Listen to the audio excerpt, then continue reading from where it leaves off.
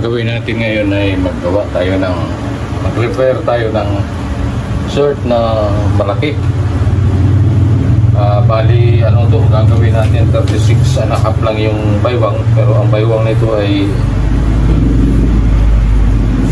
40 mahigit ito. 40 and a half. So 36 and a half. So 1, 2, 3. Meron tayong 4 inches na tatanggalin. So kakalasin natin ito. Dito tayo sa gilid magkalas. Kasi pati dito babawasan natin itong laylayan, pati haba nito babawasan natin. So tayo? Kalas tayo ngayon. Tanggalin natin ito. Itong rivets. May pikton to, pikado to. Pero ang dugtong natin ito sa likod. So ipakikita ko sa inyo kung paano natin ito gagawin. Pagkalas, hindi ko muna ipakikita. Pagkatapos ng makalas, pakita ko sa inyo para malalaman ninyo kung banda kinakalas, saan tayo banda magpapawas.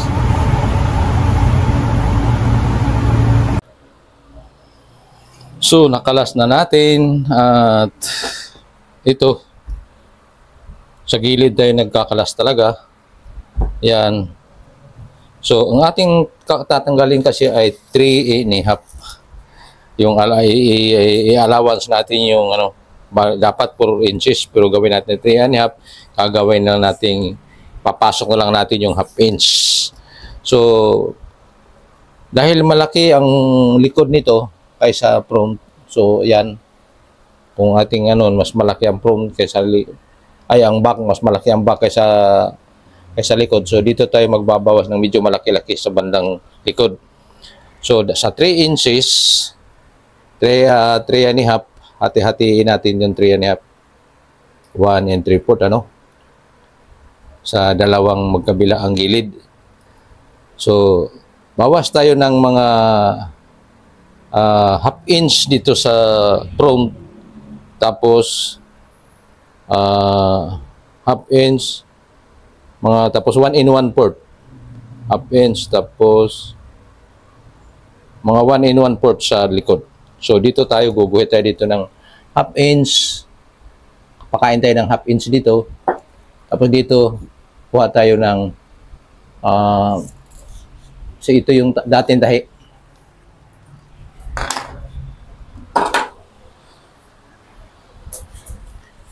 Itong itim na to, ito yung dating, itong puti na to, itong guhit. Yan yung dating So diyan tayo magsisimulang kumuha ng 1 and 1/4. So ganyan tayo. Ito yung 1 and 1/4. Tapos mag-allowance tayo ng sewing allowance dito tayo. So gagawin natin ay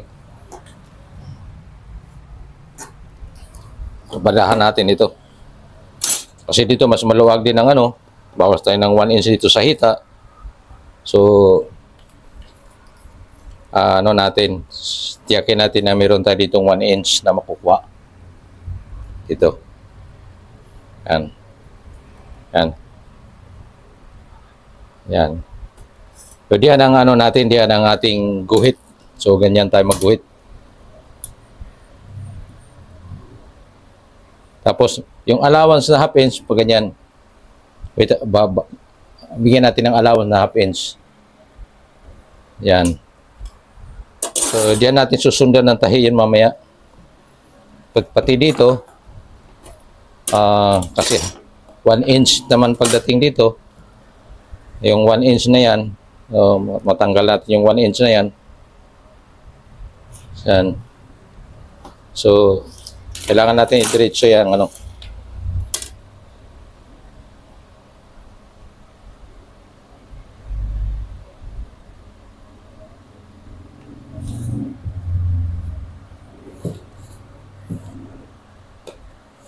yan. Tapos dito bawasan din natin sa laylayan ng 1 inch. Tuwid na lang natin yung ating guhit. So yung ganyan siya. So mamaya pag nagpasada tayo, ganyan tayo magpasada Tapos silip tayo diyan sa ilalim para mahagip natin yung Yan, diretso tayo dyan.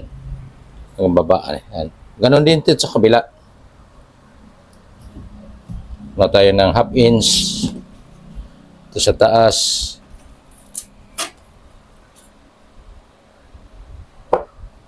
Tapos dito sa baba, 1 inch. Yan. So, guhitan natin ito. Para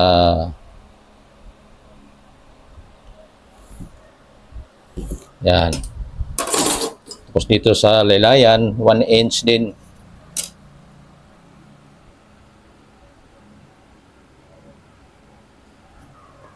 So, ituwid na lang natin. Yan. So, dito, 1 inch naman dito. Yan, 1 inch. Itong puti para kita. Yang pula na yan, yan yung dito tatahi. Itong puti na to, dito tayo magtatabas. So, 1 1/4. So, ganyan. Yan. Yan ang pula. Tapos, magbibigay tayo ng allowance na 1/2 inch para sa sewing allowance. So, yeah, dito natin Dito natin ito i-kuan. Ito sa may pula tayo. Guguhit. Yan. Kasi dyan, kaya natin ginuguhitan yan para sisilipin natin yan habang nagpapatakbo tayo. Meron tayo titingnan sa ilalim kung tumapat ba yung ating patakbo. Yan. Yan, sinisilip natin yan habang nagtatakbo. Sinisilip natin yan kung tumatapat ba tayo dyan tatahi.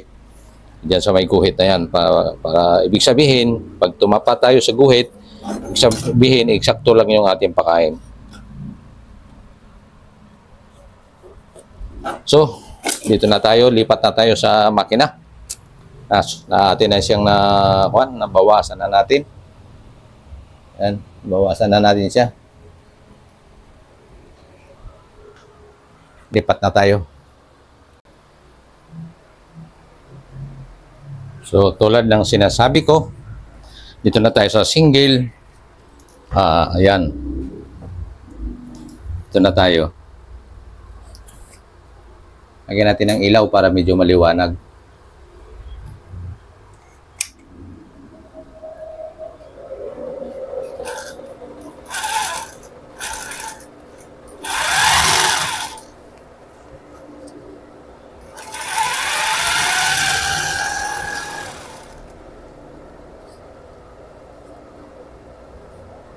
Yan.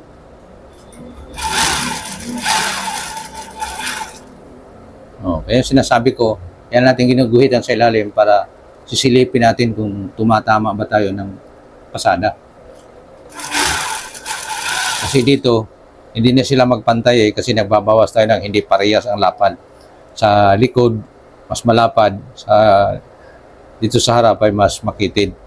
Kaya, ginuhitan natin sa ilalim para makikita natin kung tayo ay eksakto ba ng pakain. Para yung ating pakain mamaya pagka natapos na ay nasa tama tayong sukat.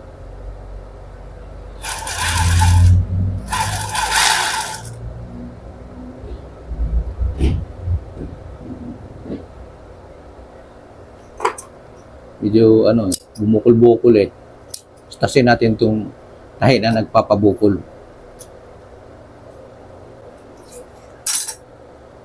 Yan.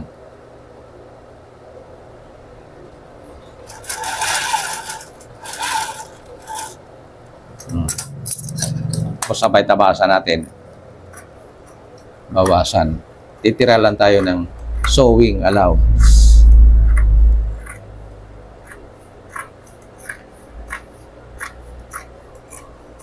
Yan. Ganon din dito sa kabila. So, silip-silip lang tayo. Kaya natin linalagyan ng guhit para silipin natin.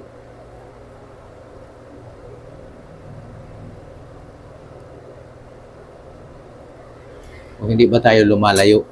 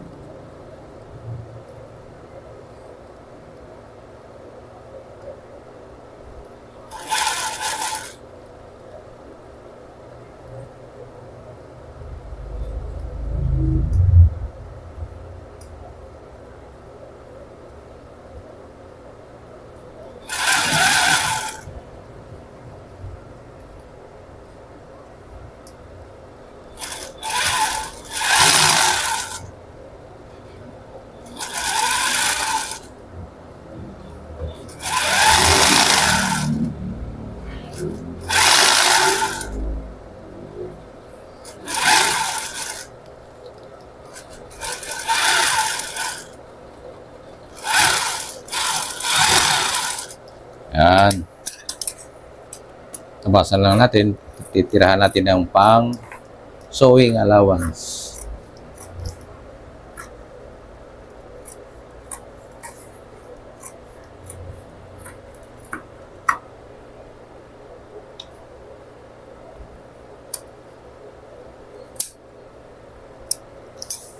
So, i-edgingan na natin para hainan natin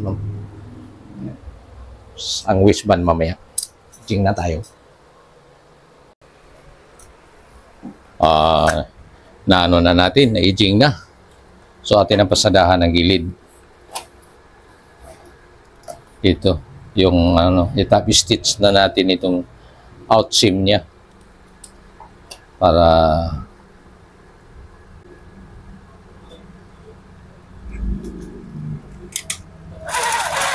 kasi yan ang may top stitch sa outseam na 116.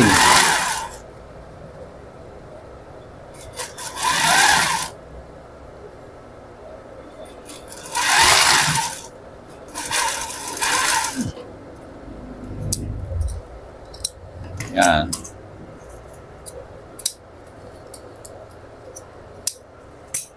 Ganon din dito sa kabila. Mayroon ding top stitch 116.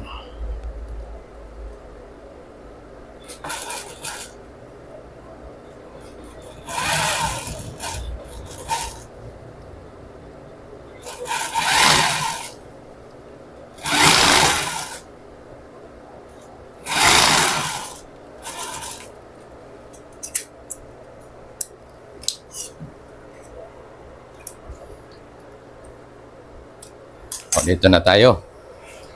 I-grading natin na itong titingnan natin yung sukat.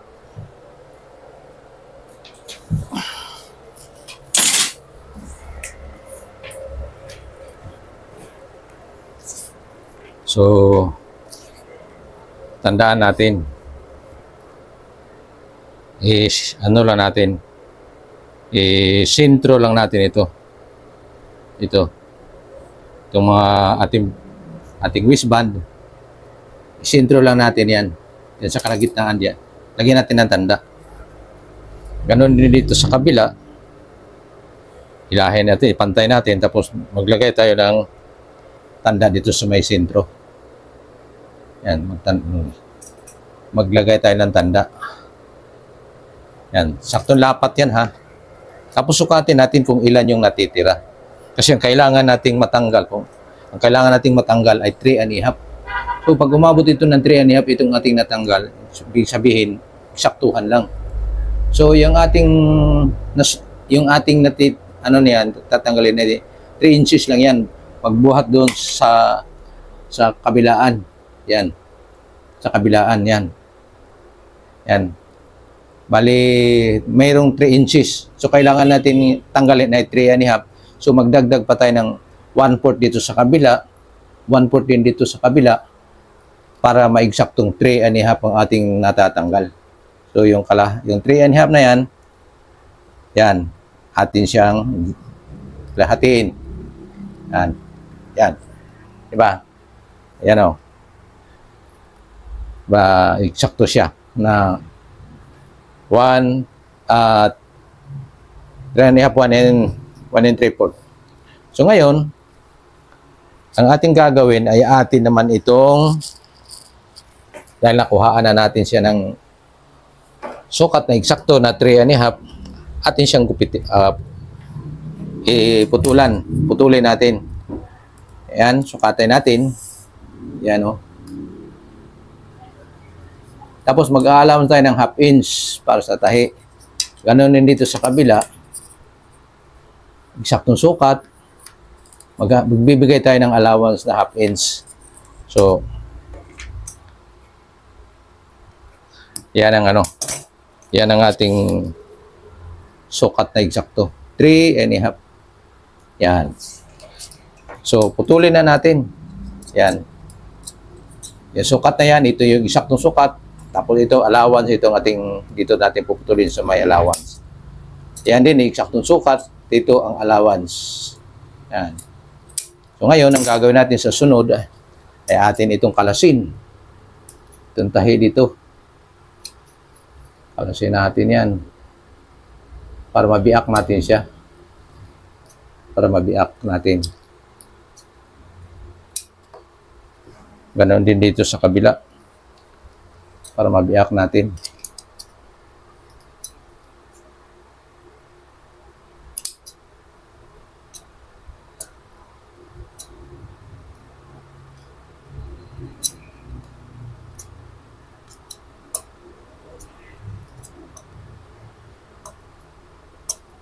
Ba, sumala yung mahirap tanggalin pasama-sama pang yan. Hindi na lang yun, madaling tanggalin. Nagpapahirap pa. So yan. Kailangan ang ating pagdugtong ay paganyan yung hindi napilipit Tingnan natin kung baka napilipit. Mag-uulit tayo. Yan. Tapos ganyan. Tapos ganyan. Pakain tayo ng half inch kasi nagbibigay tayo ng allowance na half inch para sa sewing allowance. So, half inch ang ating distansya about sa gilid.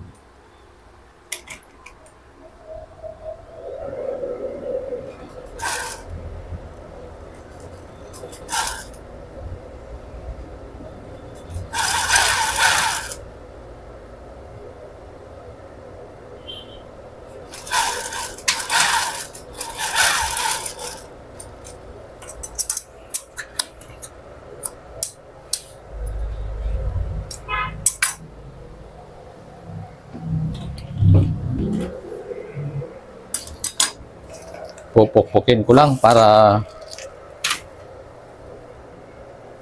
lumapat ng histo. Kasi sakit sa daliri ang maong. Yan. Tapos lagyan na natin ng stinats. Stinats natin. Matigas to, tanggalin. Hindi madalang. Mamaya. Palitan natin siya ng madalang na tahi.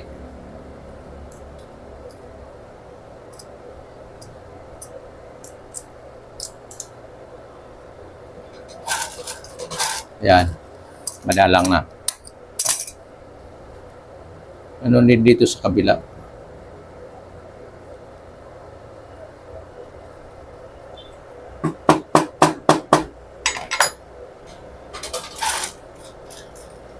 Yan. Tapos, tahian na natin. Sa taas, sigurado tayong pantay.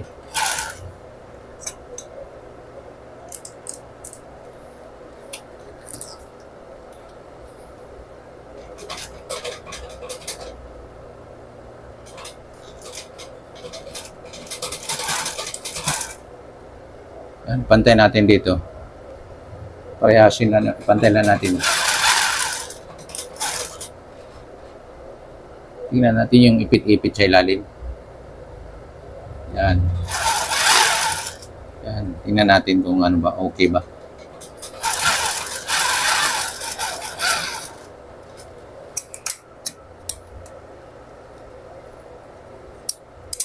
Yan.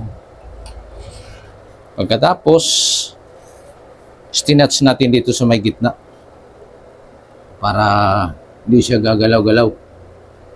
Stinats natin dito. Para pagpasada natin mamaya, hindi siya nagagalaw-galaw. Ayan.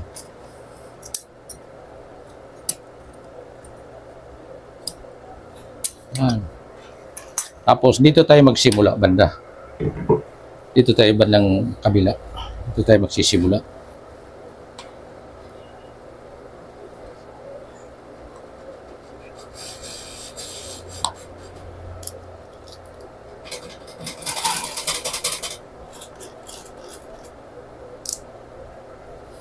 Yan.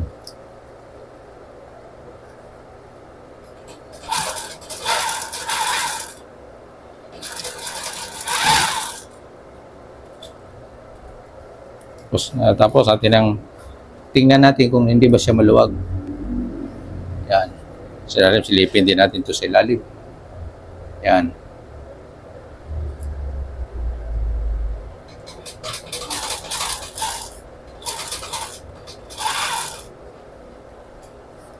Yan.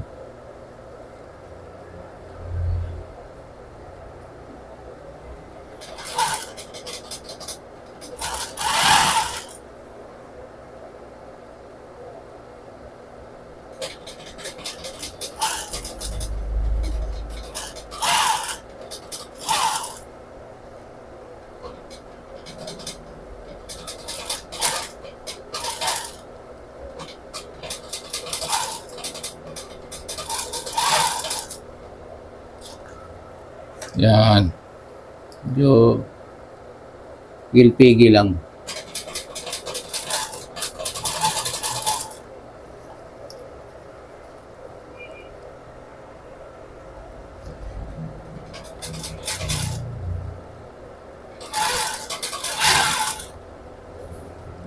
Yan.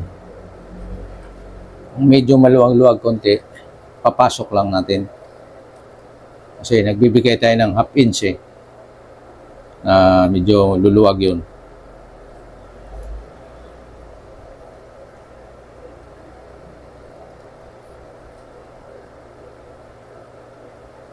May half inch tayong pakain.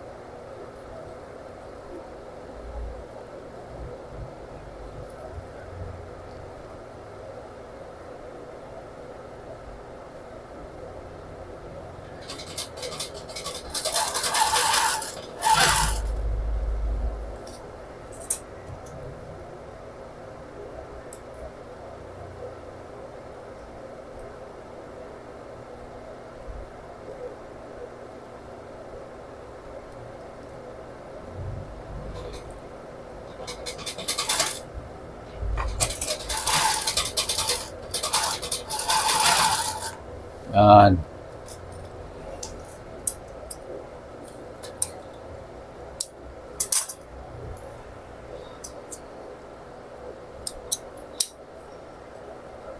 So, ano natin? Ibabalik na natin yung senturera.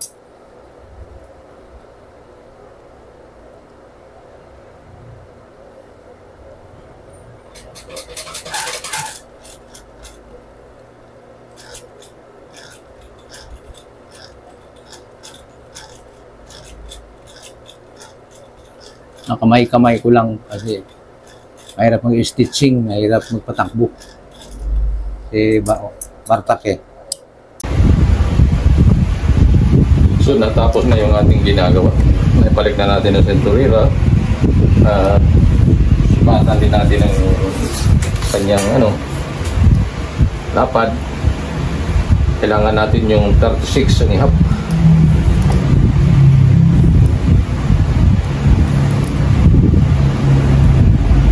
Yan.